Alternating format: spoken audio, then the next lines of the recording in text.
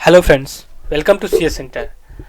Indian Express का 6 दिसंबर 2022 काफ़ी important article है जो इन्फ्लेशन से लेकर के हम सभी हमेशा से पढ़ते आए हुए हैं कि मॉनेटरी पॉलिसी एक होती है आरबीआई की और एक फिजिकल पॉलिसी होती है किसकी, गवर्नमेंट ऑफ इंडिया की।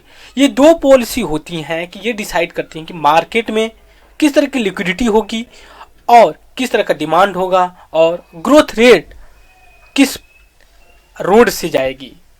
यहाँ पे इसमें सबसे ज़्यादा जो चर्चा का विषय है इंटरेस्ट रेट या फिर ये बोल सकते हैं इन्फ्लेशन और ग्रोथ। एक है आपके यहाँ पे हम थोड़ा सा मार्क कर लेते हैं, इन्फ्लेशन मतलब महंगाई, ठीक है।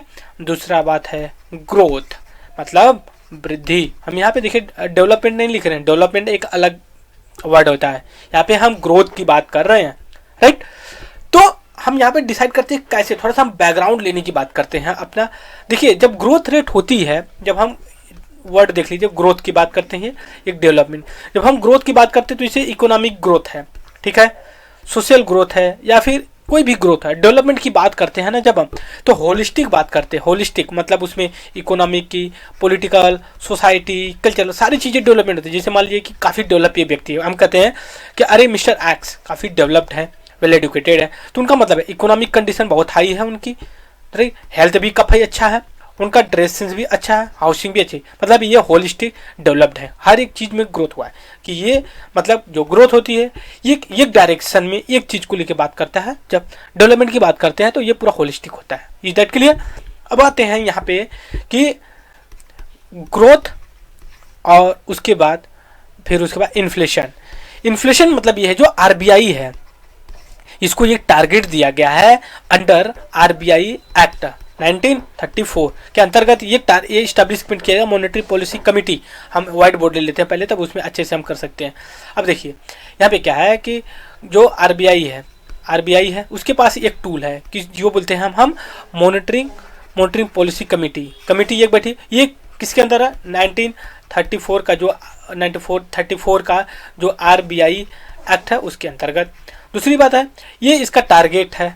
टारगेट क्या है हम ये डिसाइड कर लेते हैं कि 4% ±2 मतलब मिनिमम 2 मैक्सिमम 6% के ऊपर इन्फ्लेशन नहीं होना चाहिए, न नीचे होना चाहिए। पर एट प्रेजेंट टाइम में क्या है, 3 क्वार्टर, ये भी प्रोविजन है इसमें एक्ट के थ्रू कि अगर 3 कंटिक्यूटिव मतलब 9 महीने तक, ठीक है, 3 महीने का जो मंथ होता है, 9 महीने तक अगर इन्फ्लेशन 6% से ऊपर या 2% से नीचे अगर रहते हैं ना, तो आरबीआई को क्लेरिफिकेशन देना पड़ता है गवर्नमेंट ऑफ इंडिया को कि ये रीजन क्या है, किसके पहले। तो अभी हुआ क्या 3 क्वार्टर से पिछले एक साल से कि जो इन्फ्लेशन रही है ना वो 9 महीने से जो कि 6% से ज़्यादा रही, ऑलमोस्ट 9% चली जा रही थी, 7%।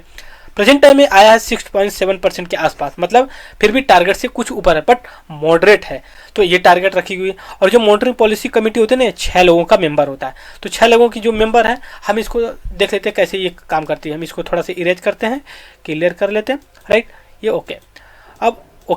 अब हम आते हैं यहाँ पे, देखिए जो ये मॉनिटरिंग आरबीआई हो गई, फिर मॉनिटरिंग पॉलिसी कमेटी हो गई, इसके 6 मेंबर होते हैं। 6 मेंबर जो होते हैं वो 3 आरबीआई से ही होते हैं और 3 जो होते हैं वो गवर्नमेंट ऑफ इंडिया से, डिफरेंट सेक्टर से होते हैं।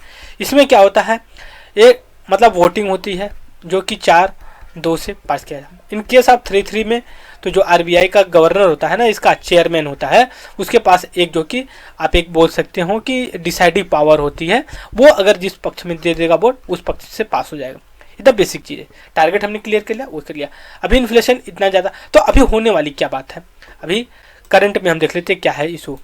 करंट में जो इशू है, ओके, जो करंट में इशू चल रहा है, करंट में अभी क्या है, 7 दिसंबर कल आने वाले में क्या है कि मॉनिटरिंग पॉलिसी कमेटी की मीटिंग होगी। उसमें कुछ एक्सपर्ट है ना, वो अपने अंदाजा ये लगा रहे हैं, ऐसा है कि हो सकता है इंक्रीज किया, बट ये भी कहते हैं कि ये प्रिडिक्शन करना बहुत जल्दी होगा। क्यों?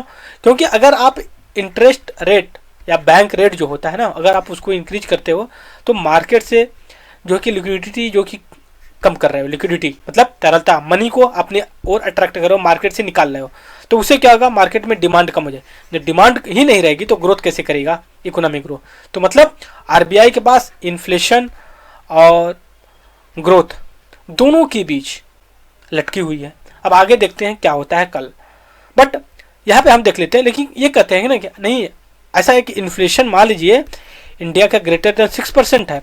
बस ये भी ध्यान रखने वाली बात है सॉरी, जो अदर कंट्री, क्योंकि इंडिया देखिए 5th लार्जेस्ट इकोनॉमी है, ओके, तो 4 इससे पीछे होंगे, जैसे यूएस, यूरोपीय यूनियन, जर्मन, चाइना, ठीक है, ये जो 4 हैं, तो ये इनके यहाँ इन्फ्लेशन इंडिया से ज़्यादा है। बट जो एक्सपर्ट है ना, ये भी आर्गूमेंट देते हैं। वो आर्गूमेंट क्या देते हैं? आर्गूमेंट ये देते हैं ना कि ठीक है वो उनसे मॉडरेट है, बस ये भी ध्यान रखना चाहिए ना कि जो इकोनॉमिक कैपेसिटी होती है जो 4 कंट्री का है वो इंडिया से ना बेटर है, ठीक है, तो ये बात को ध्यान रखना। दूसरी बात ये है जो फॉरेन इन्वेस्टमेंट है इंडिया में वो भी कम हो रहा है, फिर जो कंजम्पशन है, डिमांड है, वो भी कम हो रही है। दूसरी बात गवर्नमेंट एक्सपेंडिचर वो भी कहीं ना कहीं देखने का। तो ये कुछ आर्गूमेंट देते हैं, ये हो सकता है नहीं हो सकता।